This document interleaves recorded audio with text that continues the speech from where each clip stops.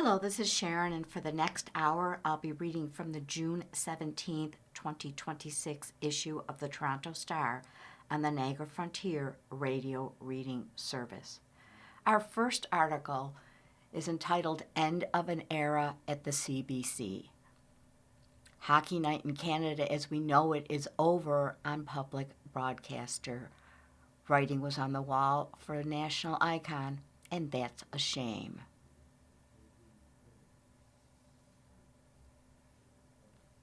Hockey night in Canada changing as the deal collapses. CBC says it will still use the brand but won't show NHL games. The article is by Mark Colley, a staff reporter, and there's a picture of the Hockey Night in Canada control room at the CBC in 2018. Since 2014, the public broadcaster had been sharing Saturday night NHL games with Sportsnet, which owned the rights. The two networks announced Tuesday that their partnership was ending. It debuted with a fizzy picture of Maple Leaf Gardens and the compressed voice of Foster Hewitt. From that night, back in November of 1952, the program known as Hockey Night in Canada would quickly become a national institution. It was deemed Canada's favorite TV show in 1957. 3 years later, more than a quarter of the country was watching. It was, as the Star proclaimed, the only native attraction that could outdraw Hollywood's biggest stars. But on Tuesday, Hockey Night in Canada, as it has been known for the better part of the past century, ended. Since 2014, CBC had been sharing Saturday night NHL games with Sportsnet, which owned the rights. The two broadcasters announced Tuesday their partnership was no more. CBC still owns the Hockey Night in Canada brand and plans to use it going forward, spokesperson Chuck Thompson told the Star. But that use will no longer include any NHL hockey on Saturday night, as it has for more than 7 decades. Experts say it's a devastating, if not totally surprising, blow to a Canadian institution, one that has documented the national pastime for nearly half of the country's history. It is something that Canadians have had for decades and decades and have taken for granted. It's just always kind of going to be there, said Christopher Sinnar, an assistant professor at Trent University's Durham campus, who researches Canadian public media. That's not going to be there anymore. Hockey Night in Canada traces its roots to radio in the 1930s and made the jump to television, both in English and French, in 1952. There were misgivings at first. NHL President Clarence Campbell worried TV would cannibalize ticket sales, so broadcasts began an hour after the opening face-off. Only one English telecast from the first season survives today, according to the Canadian Communications Foundation. Despite its hitches, Canadians were enraptured. By 1954, a reported 77% of TV sets in Montreal were tuned to the games. 3 years later, the Star reported there will always be a list of clients anxious to sponsor them, and they'll outrate every other Canadian show. Even today, the mythology lives on. The name, the theme, the idea of Canadians gathered around a TV or radio by the millions. It all still carries power. It's arguably been the program that, for the longest time, has brought the most Canadians together in a consistent shared media experience, said Stacey Lorenz, a professor at the University of Alberta who researches media, hockey, and national identity. And that goes beyond sport. I can't really think of anything else that would match that. Hockey Night in Canada was, to some, the great unifier. The program wavered over the years. In the 1970s, ratings dropped and sponsorships waned. But the real blow for CBC's rule, according to Sinnar, came with the rise of cable and later streaming. NHL broadcast rights, which sold in the early 1960s for about $17 million a year in today's money, became far more lucrative. Just last year, Rogers committed to paying $11 billion for its current 12-year deal. Simultaneously, hockey's grip on Canadian culture has loosened, Lorenz said. While NHL viewership remains high, youth participation has cratered. Both factors made it increasingly difficult to justify spending so much keeping the program.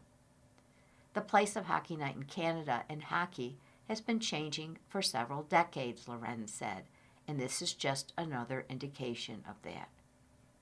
And so free hockey every Saturday night is no more.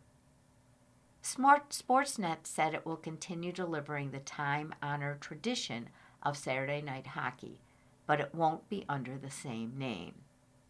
CBC said it will launch a new Saturday night show highlighting Canadian athletes, and Thompson, the spokesperson, said the broadcaster will announce what it plans to do with the Hockey Night in Canada brand in the coming weeks. We have every intention of using it going forward, Thompson said. Lorenz speculates CBC may use it to instead broadcast women's hockey or senior-level men's hockey from across the country. Getting viewership for alternative programming is going to be a bit of an uphill battle, he said. And is it really Hockey Night in Canada if it's not the NHL on Saturday night? Lorenz isn't sure. Our next article is an opinion piece entitled Carney Cooling His Jets on Island Airport Expansion. It is by Adam Radwanski. Mark Carney made the mistake of hiding behind Doug Ford during the push for an expansion to Billy Bishop Airport. And as a result, the prospect of jets and millions more passengers flying onto and off the Toronto Islands every year, which the Prime Minister seemed initially to want, is looking more unlikely by the day. Contrary to how he's more recently presented it, Carney was not dispassionately neutral about the controversial would-be project when it first came onto the radar. People who engaged on the subject months ago with the Prime Minister of Transportation, Stephen McKinnon, got the impression that a bigger, more international downtown airport fit with their government's idea of how Canada should upgrade its economic infrastructure. There were hints that their enthusiasm in their public comments, too. In March, Carney called the prospect a very interesting vision. Around the same time, McKinnon noted the airport's value when speaking to the Empire Club. But there's recently been a cooling in the Fed's tone as they've punted Billy Bishop's future into public consultations, despite no specific plan to consult on. That doesn't mean the public debate around it, going strong this week, will die out anytime soon, and the expansion could yet proceed in some more modest form than its provincial proponents have suggested. But at this point, it may not even be the airport whose future should be the most preoccupying Torontonians, with the privatization of Pearson having more federal momentum behind it. Depending where you stand on a bigger Billy Bishop, you can either credit or blame Ford for making Carney's Liberals more nervous about it than they initially were. There was a relatively nuanced and understated case that Ottawa or the province could have made for new investments there. It would have started with safety. The island's runways already needed to be extended with 150-meter buffer zones to meet federal regulatory requirements. There might also be an argument for expanded infrastructure to minimize service vehicles, delivery trucks, fire trucks, even school buses, which use the airport for island access, crossing busy runways. And the case for further expanding those runways to accommodate jets might have started from the premise that before the current fleet of turboprop planes reaches the end of its lifespan, we should consider which other planes could best serve our future. Instead, Ford's bull in a china shop approach has defined the issue by two of his familiar fixations: legacy building through giant waterfront monuments and flexing on municipal politicians. We've mostly gotten a grandiose but light on the details case for making the city more world-class by quintupling to 10 million Billy Bishop's annual passenger load, which would supposedly increase its GDP contribution tenfold. Meanwhile, Ford changed the airport's governing arrangement to shut out the city of Toronto, while expropriating a surrounding green space and declaring a special economic zone where environmental assessments and other processes can be suspended. The perception in political circles is that most Torontonians and suburbanites living far from the islands aren't too fussed about all this. But there's also awareness that Ford's handling of it has raised the temperature in a handful of ridings in the city's core, whose Liberal MPs have become increasingly anxious. And the heat of this year's municipal election campaign will probably raise it further, with amplified warnings of traffic snarls, overhead jets, and a loss of the islands as an urban refuge. Throw in a coming by-election in one of those ridings, where the NDP will try to snatch the seat being vacated by Nate Erskine Smith, and the odds of Carney signaling support in the foreseeable future look remote. That's especially the case because, much as it initially seemed to fit the Prime Minister's agenda, Billy Bishop's expansion has never been central to it. This is where it's worth circling back to the push to sell off Pearson and other large airports, for which Carney is more pilot than passenger. There's a perception around Ottawa that he's favorable toward private airports because of positive travel experiences in Britain while running the Bank of England, odd though that may seem as a policy motivator. More substantively, he's interested in the tens of billions of dollars the sell-off could kick back into federal coffers, even if it meant losing about $500 million in annual revenues from nonprofit corporations that now run airports on federal lands. And he wants to open up ownership to Canadian pension funds to get them more invested in domestic infrastructure. That possible win-win, though, comes with its own set of concerns. No doubt there would be assurances of protections for passengers and surrounding communities. But there are only so many conditions Ottawa could attach: limitations on fees, community representation, requirements in the governance model, restrictions on resales to foreign entities if it wanted to maximize the sale price. That discussion has yet to take hold publicly. The privatization process is still preliminary, with lots of complications to work through. And in Toronto, Billy Bishop has been sucking up most of the oxygen. But in a year or two, Pearson might be the airport we're talking more about. If so, Carney better be ready to make his own case for that one. You are listening to a reading of articles and features from the Toronto Star on the Niagara Frontier Radio Reading Service. Our next article comes from the opinion section: 4 Ways Canada Can Push Back on Big Tech by Stig Orskov, contributor. As a proud Dane, I have long admired the warm relations and respect my country and our like-minded friends in Canada share. Near the end of the Second World War, British Prime Minister Winston Churchill wanted to stop the Soviet Union's westward advance. The 1st Canadian Parachute Battalion was sent to do the job. Canadian troops encountered the Red Army in Wismar on Germany's Baltic Sea coast and effectively blocked its advance into the Kingdom of Denmark. That was long ago, but it will never be forgotten. Denmark and Canada share a 3,000-kilometer border, and that arrangement has not been without controversy. yet it has always been grounded in good humor and friendship. From 1973 to 2022, for example, our two nations fought, finger quote, over Hans Island, which lies between Ellesmere Island and Greenland and measures just 1.2 square kilometers. Thankfully, we were able to resolve the dispute, not with weapons, but exchanges of whiskey. For many years, I was the CEO of JP/Politiken Media Group, one of the Nordic region's largest media companies.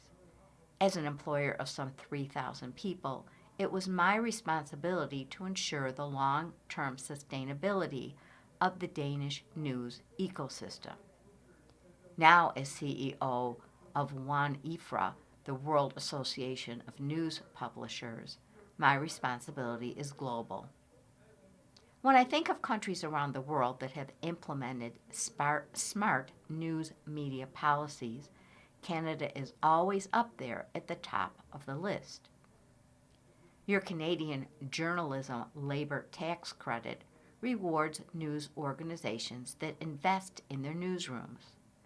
That kind of targeted support is highly effective, and maintaining it at the current rate of 35% will help ensure Canadian newsroom employment remains stable. It may even help it grow. The Online News Act, modeled on Australia's News Media Bargaining Code, sees $100 million flow annually from Google to news businesses. We hope that Meta will take Google's lead and find a path toward providing fair monetary compensation to news businesses, and that Canadian journalism will return its platforms. Canada's Local Journalism Initiative is putting more reporters on the ground nationwide, important in covering such a geographically expansive country. The Ontario government's decision to set aside 25% of its advertising budget for news media at no additional cost to the province is another inspiring policy. In short, Canada is doing a great many things right. There's little doubt that the advent of AI heralds the next major technological revolution. It has the potential to bolster newsrooms' ability to serve their audience with reliable information. AI-derived efficiency gains, in particular, could free up journalists' valuable time and resources, allowing them to focus more on reporting than internal processes. At the same time, AI platforms present the news media with significant challenges, and their increasing importance as intermediaries between publishers and audiences raises concerns about the sustainability of journalism, the distribution of news content, and the economic foundations that support independent reporting. Recently, WAN IFRA hosted the annual World News Media Congress. One of the highlights was the keynote address by A.G. Sulzberger, chairman and publisher of the New York Times. The companies driving AI, already among the richest and most powerful in human history, are consolidating their outsized control over our data and our attention, he said. At the same time, they are failing to embrace a core responsibility that comes with this power to ensure the public has access to trustworthy news and information. Sulzberger outlined several steps lawmakers around the world should take. First, ensure current, robust protections for intellectual property are reinforced, not weakened, for the age of AI. For its part, Canada should be careful to avoid introducing text data mining, or TDM, exceptions to copyright legislation. Second, require bots to identify themselves and constrain their ability to strip websites without permission. Third, require AI companies to be transparent so news organizations know when and how their work is used.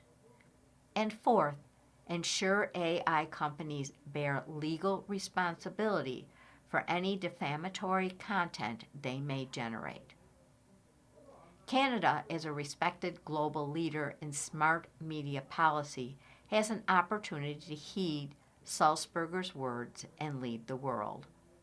Australian Prime Minister Anthony Albanese explicitly ruled out the introduction of TDM exceptions to his country's copyright laws. Canada should take the inspiration from that and then tackle the other items on Sulzberger's list. 80 years ago, Canada helped secure Denmark's place in the free and democratic world. Today, the challenges we face are different, but the stakes remain high. By continuing to lead on news media and AI policy, Canada can once again help defend those democratic values that rely on an informed and engaged public. Stig Orskov is the CEO of WANIFRA, the World Association of News Publishers. Our next article comes from the business section under the telecommunications section. It's entitled, CRTC Tells Bell Telus to Drop Fees or Risk Penalties. Regulator says providers could be in violation of federal policy, and it is by Sammy Hudas. The CRTC has again issued warnings to Bell Canada and TELUS Corp over recently introduced fees the regulator says could be in violation of its new policy prohibiting telecoms from charging customers when they activate, change, or cancel plans. In letters addressed to the two companies last Friday, the day the new rules took effect, the CRTC's Director of Social and Consumer Policy, Nanano Kachi, said Bell and TELUS have until Wednesday to confirm they have stopped charging the fees in question. Commission staff will consider all available compliance options to ensure that fees that are a barrier to switching cell phone and internet plans are prohibited as intended by the Act, Kachi said in each letter. Last month, the Commission warned Bell that a new $40 device handling fee could violate the policy, saying the charge didn't appear to qualify for an exemption. Such exemptions are in place for fees related to optional services and products that consumers agree to purchase, such as add-on equipment that is not required to deliver the service. In Bell's case, the fee applies when customers choose to purchase a device along with their wireless service plan. CRTC Vice President of Consumer Analytics and Strategy, Scott Hutton, had said a fee associated with providing a phone may be considered an activation fee that is prohibited. Bell responded in a letter last week saying the charge should be exempt from the new rules because it is related to an optional purchase a customer would choose to make. It applies only to customers who elect to purchase a device, recovers legitimate fulfillment costs, and does not discourage customers from switching or modifying plans, said Bell's Assistant General Counsel, Philippe Gavin, in the June 10th letter. 2 days later, Kachi replied, requesting that you confirm whether Bell has nonetheless ceased its practice of charging a device handling charge. As noted in Mr. Hutton's letter, he had hoped the situation could be resolved before the Commission takes more formal regulatory action now that the prohibition has come into effect, he said. Meanwhile, TELUS introduced a $15 fee last week for customers switching to a new SIM card, which also quickly drew the regulator's admonition. The one-time charge cannot be waived according to a memo distributed to TELUS staff, which instructed them not to encourage customers to call in requesting refunds or credits for any circumstance. The memo also said an additional $10 shipping charge would apply in some cases. Customers would see the fee on their first bill both for physical or eSIM purchases. But Hutton told TELUS last week that a SIM card or eSIM is required for the delivery of wireless service that a customer purchases and therefore doesn't meet the CRTC's criteria for an exemption. If TELUS has not ceased this practice, explain why and provide supporting rationale as to why TELUS considers this practice to be in compliance with the exemption for optional services and products, or in compliance with the policy more generally, Kachi said in the regulator's latest letter to the company. The CRTC announced its new policy in March, saying it wanted to make it easier for consumers to switch internet and cell phone plans. The Commission said it hoped to empower Canadians to take advantage of better offers without having to worry about unexpected costs.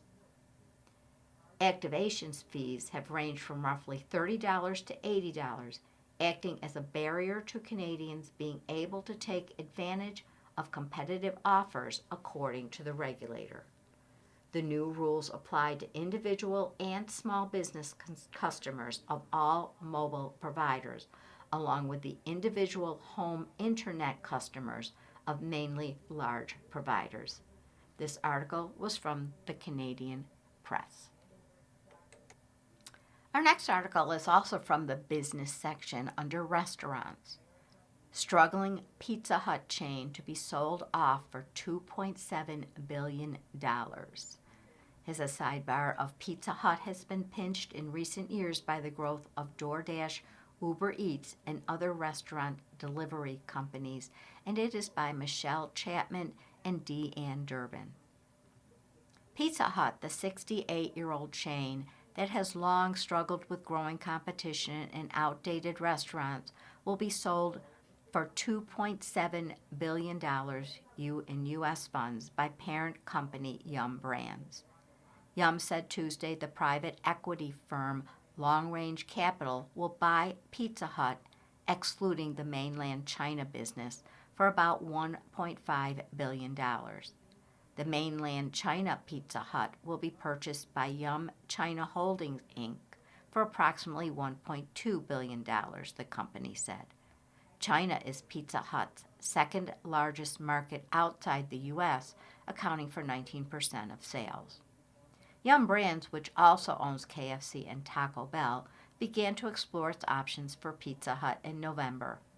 Last year, Yum Brands' global sales rose 5%, but Pizza Hut sales fell 2%. In February, Yum Brands announced plans to close 250 U.S. Pizza Hut locations. Pizza Hut had 19,974 restaurants worldwide at the end of last year. Pizza Hut has long been the weak link in Yum's portfolio, Neil Saunders, managing director of Global Data, wrote Tuesday.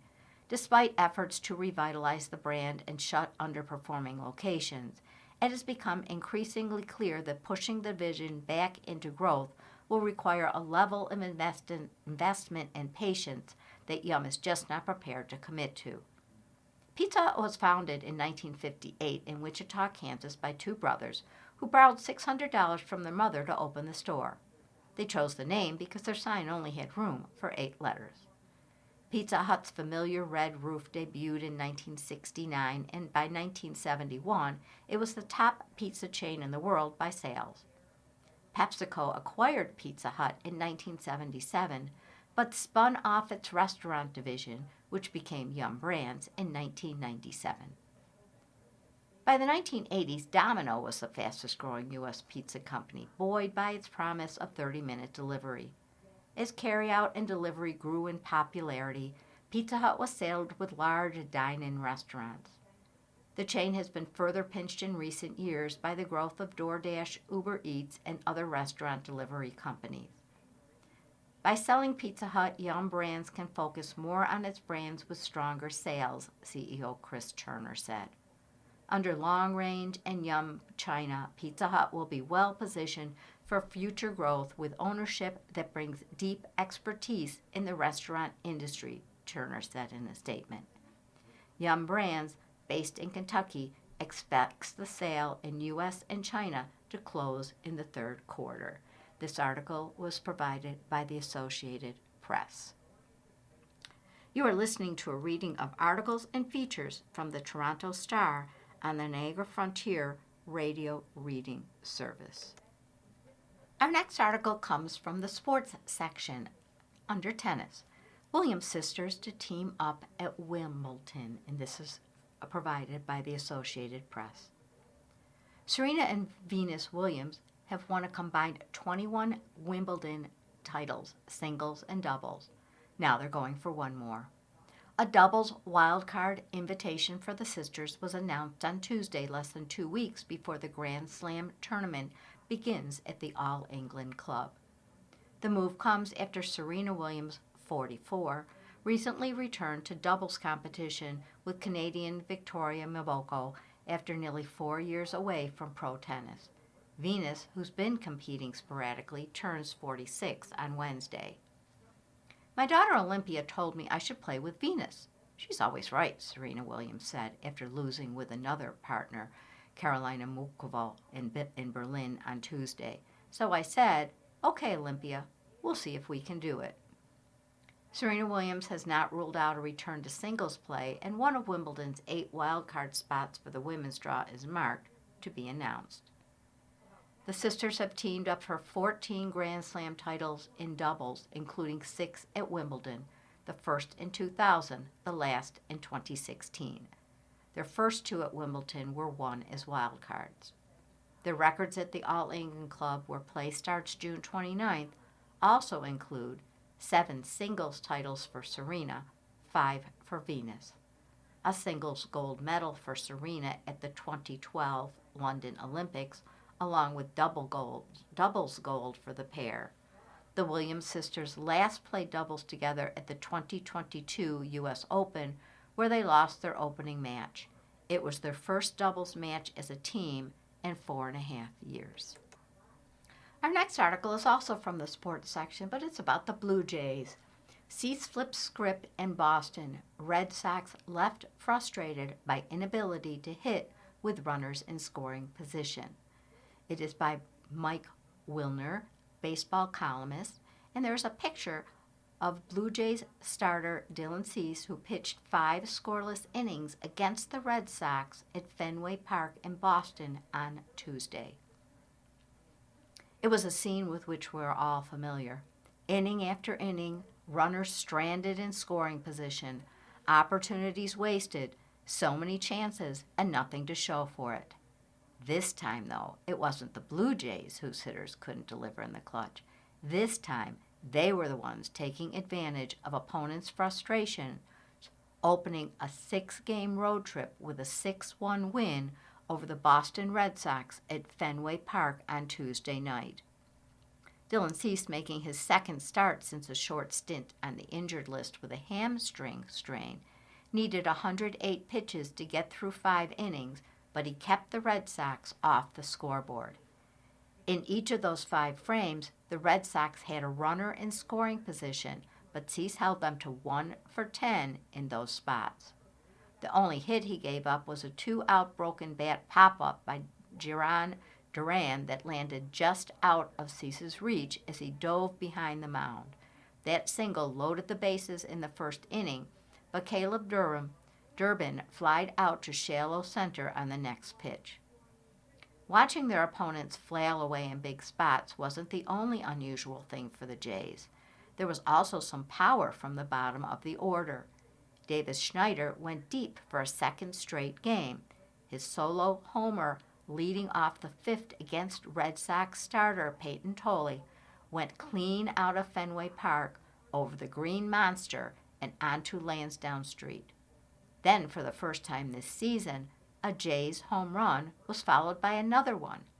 Andrés Giménez went back-to-back with Schneider blasting his 7th homer of the season to right center.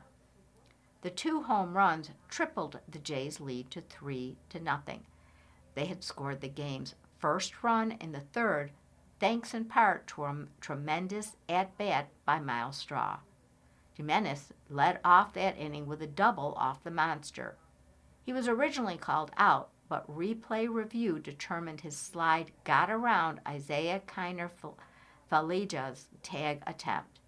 Straw then engaged in a battle of attrition with Thole, fouling off 8 straight pitches at one point before flying out to right field on the 14th pitch of what is tied for the longest at-bat in the major leagues this season. That fly ball allowed Jimenez to tag and go to third, later scoring when George Springer fouled with a sacrifice fly to even deeper right field.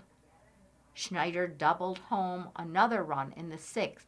Then Jeff Hoffman and Tyler Rogers each followed with a perfect inning of relief before Tommy Nance was asked to pitch the bottom of the 8th and things got tight. Nance allowed a Jarron Duran solo shot, then gave up a 2-out single and walk to bring the tying run to the plate and had to be bailed out by Louis Varland, who struck out Mickey Gasper on 3 pitches.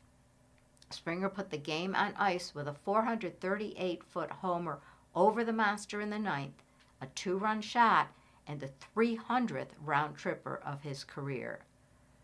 Vladimir Guerrero Jr. returned from a 2-game absence with a back tightness and went 0 for 4. The series continues Wednesday with Jays right-hander Max Scherzer facing Red Sox rookie left-hander Jake Bennett. Our next article is also from the sports section, and it's about World Cup 2026. Canadians ready for must-win with Qatar by Bruce Arthur in an opinion piece out of Vancouver.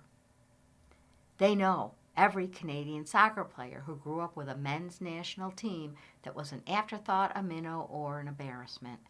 Every men's soccer player who was downgraded professionally because they were Canadian and it's not a proper soccer nation. They know what this means. I think we all know how big of a moment this is for our country, said Canadian veteran Richie Laurier. So we want to do as well as possible. Within that locker room, we all speak about wanting to make this country a soccer country, a footballing country. I think we know this is a perfect opportunity to do so. So I think, yeah, we could use the word pressure.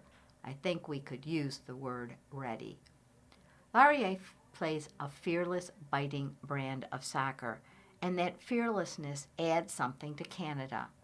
The Group B match against Qatar and Vancouver on Thursday is massive. Qatar may be a World Cup minnow, but they're a minnow that tied the Swiss in a tournament where smaller nations keep tying bigger nations, and anything short of a win would be a huge Canadian disappointment. Canada looks loose at training, but they know. Obviously, every game at the World Cup is hard, said midfielder Steven Estucorio. We've been seeing the latest results, even from other groups, and it's very surprising. But yeah, this is a game that we knew that, independent of the Bosnia result, we needed to win. It's going to be tough for us. I think we're going to have the ball more this game. But at the end, Qatar wants to win as well because we have the same possibilities as them. I think we're confident enough to go after them. We've been having tough games through our recent past, but yeah, I think this is one of the biggest games so far for me in the men's national team. 4 years ago, he had a bad hamstring, and Atiba Hutchinson was near the end, and the Croatian midfield sliced and diced them. This second Canadian World Cup match isn't as daunting, but it's nervy if they let it be. Right now, Canada seems to be telling itself that the nerves from the Bosnia-Herzegovina opener, where Canada fell behind 1-0, are gone. We just have a phrase within the group that we're calm, focused, and ready, and that's what we kind of lived by the last couple of months, and that's exactly what we're doing now, said Laurier. So I don't think we need to put more pressure on something that's already the biggest sporting event in the world. We all know that it is, so I don't think there's any added pressure needed. We just know exactly what we need to do. Tournaments are funny, said defender Alistair Johnston. There's such a build-up period to that first game in terms of pre-camps, pre-tournament friendlies, all that. The whole build up in the media, the whole player pool, the announcements of the players, that it feels like you almost have that nervous energy going to the first game. But once the first game goes, it's like every tournament now. All right, we're into the run of things. It's recovery, prepare, recovery, prepare. So I think that the lads now are kind of over that initial phase of, okay, wow, the bright lights of a home World Cup, everything that comes with that. Now it's really about focusing on, okay, let's go out there. We know exactly what we need to do. We're very calm, said Escoquito. We're very calm. They know what this is, though. A team spokesperson tried to play minor gamesmanship games with Alphonso Davies' health status Tuesday. But the safe bet is that hamstring isn't better yet. It's mostly just an indication that Canada wants every advantage given the stakes. They know they'll have a bigger crowd in BC Place than the one that willed them back in against Bosnia in Toronto. They know 3.9 million Canadians on average watch the opener on TV. They've seen the people in the streets here. Johnson was asked about seeing kids with his jersey who tell him he's their favorite. He knows. It is really cool to see because growing up in Canada, we didn't really have the same level of attention to the national team, I'd say, he said.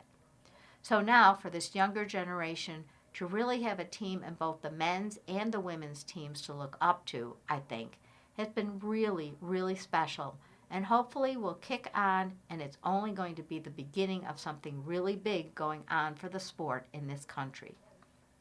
Thursday will be a struggle between urgency and pressing, between adrenaline and thrust, with the stakes something close to soccer's next big jump in Canada, or thereabouts. That's all. Big game. They know. Our next article is also about World Cup 2026, and it is entitled New Floating Futsal Court, a Canadian First. And there is a picture of the futsal court at Harbourfront Centre offering fans a chance to play a smaller, fast-paced version of soccer. The massive court is one of several new play areas along the waterfront during the World Cup. The picture is by Sophie Beauquelin from the Toronto Star, and the article is by Francine Copin, senior writer. Soccer is popping up in some unexpected places along Toronto's downtown harbor during World Cup, including on the water and in the water. A massive floating futsal court, nearly 130 feet long, has been installed adjacent to the boardwalk at Harbourfront Centre, offering fans the opportunity to play a smaller, faster-paced version of soccer or get some drill practices in. Futsal was originally designed to be played on indoor courts with a heavier, lower bounce ball and smaller teams, 3-on-3 or 5-on-5. The smaller space forces players to rely on creativity, agility, and technical skills. The floating futsal court is the first of its kind in Canada, said Scott Dowding, president of Sport Check, which partnered with Harbourfront Centre to bring the facility into operation during the World Cup.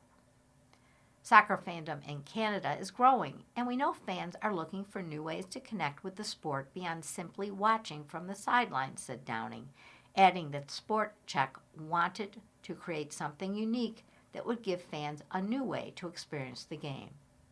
And they have a plan if the futsal balls somehow land in the water. The pitch was designed with high perimeter walls to help keep balls in place, said Dowding. But if one does make a break for it, we've got jet skis nearby ready to retrieve it and get it back into the game pretty quickly. Fans can book sessions throughout the World Cup, which runs to July 19th, or take part in daily first-come, first-served skills and drills. The floating pitch isn't the only way to experience soccer along the waterfront this summer. Canadian Tire Jumpstart Charities has also partnered with Harbourfront Centre to build a small community soccer pitch next to Queens Quay Terminal near York Street, available for public booking all summer long. It's part of a Jumpstart national initiative to build 25 inclusive community soccer pitches across Canada by 2029. Tinio Evangelista, Harborfront Center president and board chair, said he hopes the soccer and futsal pitches will help reconnect Harborfront Center with its recreational mandate, while also offering visitors an opportunity to engage with artistic and cultural events at the waterfront.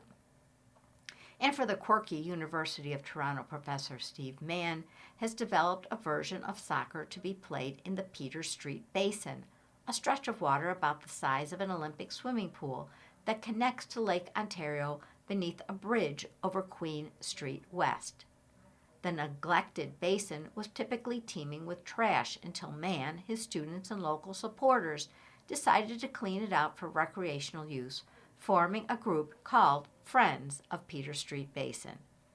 During the World Cup, they will be using surfboards and kayaks and a type of clear, human-sized, transparent sphere that allows Mann and other players to walk on water and toss around a giant inflated soccer ball.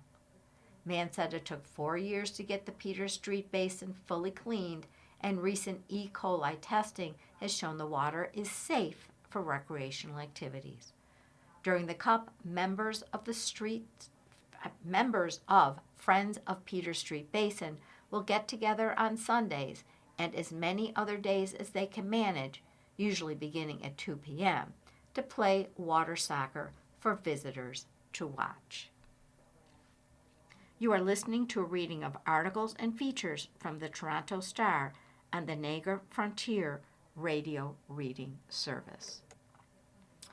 Our next article is a Star exclusive. Energy, dairy, booze among lengthy list of U.S. trade concerns. Sticking points at heart of intense talks. The article is by Tonda McCharles, Ottawa Bureau Chief out of Ottawa.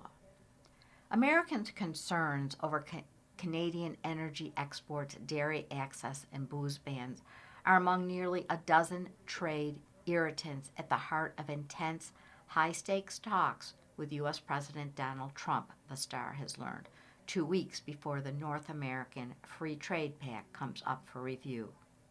The United States list of cross-border demands includes complaints about specific trade irritants and, more broadly, sectors where the Trump administration expects Ottawa to make proposals to help protect American and continental economic and national security. U.S. Trade Representative Jamieson Greer most recently set out American expectations in writing last week, while Canada has also made offers and specific proposals, Prime Minister Mark Carney said, to address Trump's long-standing concerns. Specific details of both positions have not been made public. However, the Star has spoken to multiple sources with knowledge of the file and granted them anonymity to discuss the hurdles facing Canada. Among them, Washington has expressly told Canadian negotiators it wants Ottawa to make proposals on or reduce friction in the following areas.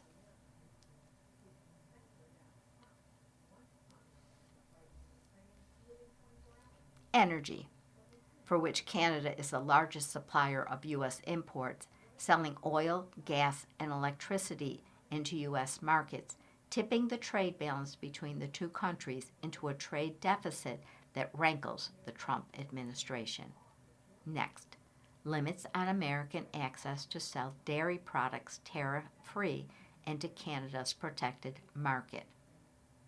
Next point, greater tariff alignment with the U.S. against countries Washington has targeted for unfair trade practices like China. Carney sought Tuesday to reassure Trump at the G7 that Canada hasn't opened the floodgates to Chinese electric vehicles and scrapping 100% tariff for a limited number of EV imports.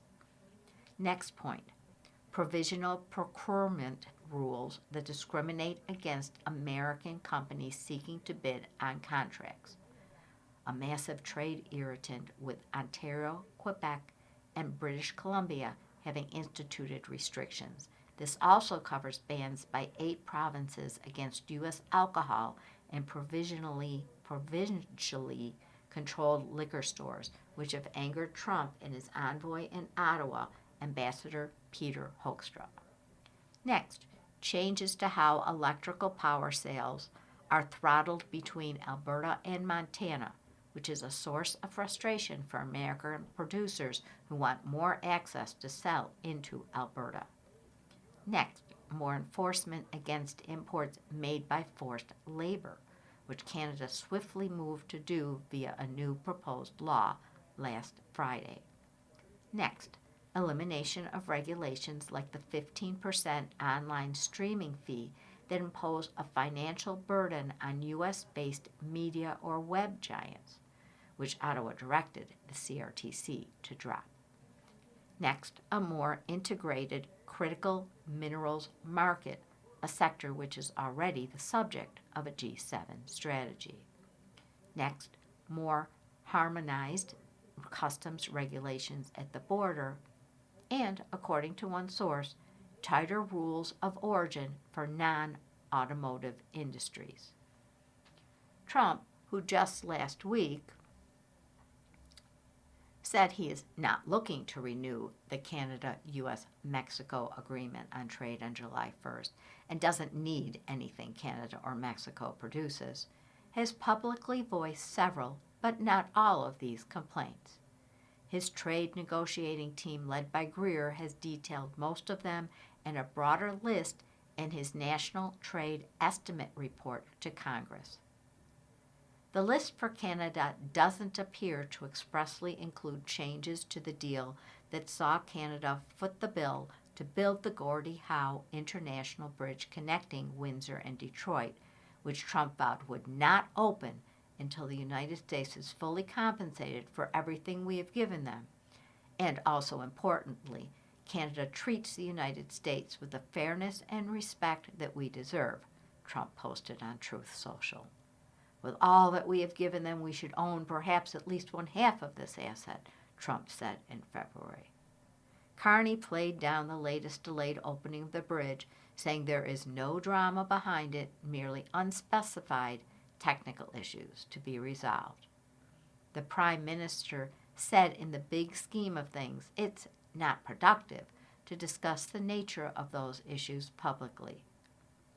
That has been the mantra of the Canadian government, which has acceded to requests from U.S. counterparts not to negotiate or discuss publicly any details of the bilateral talks that are being held behind closed doors. The opposition Conservatives say they have not been briefed on details of the talks, but Carney did discuss with all provincial and territorial premiers last week the status of negotiations, and an advisory committee to Canada-U.S. Trade Minister Dominic LeBlanc has also been briefed. LeBlanc told reporters Tuesday, after he and lead negotiator Janice Charest met with Greer on the sidelines of the G7 summit, that they took stock of progress that Canada has made in addressing Americans' list of concerns, but he once again declined to disclose, but said are nevertheless well known. LeBlanc said it was a constructive meeting and insisted he pressed Canada's expectations as well, that it was not a one-way conversation, but refused again to go into detail. Carney and LeBlanc have repeatedly said Canada's priority is to get Washington to lift the national security tariffs, or Section 232 tariffs, on so-called strategic sectors ranging up to 50% on autos, steel, aluminum, and lumber. But in the face of Trump's tariffs, Carney has also embarked on an aggressive trade diversification agenda to wean Canada off its reliance on U.S. markets for its goods. However, with the approach of the July 1st deadline for Canada, the U.S. and Mexico to declare their intention whether to renew the CUSMA deal for another 16 years, or to shift to a period of annual reviews for another decade, Carney has sought to reassure the U.S. He views the cross-border relationship as critical.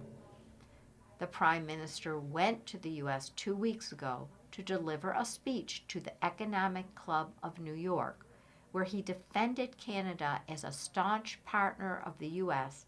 and argued his agenda to diversify Canadian trade and defense ties will make Canada's economy stronger and more resilient, and make the country a better ally for the United States as a result. A Canada Strong will help make America great again, Carney said, embracing Trump's political slogan. We have a sidebar that says, in the face of U.S. tariffs, Prime Minister Mark Carney has embarked on an aggressive trade diversification agenda to wean Canada off its reliance on U.S. markets for its goods.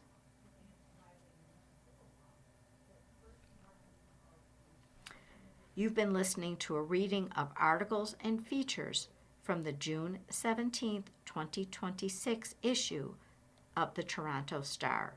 Your reader has been Sharon. Thank you for listening.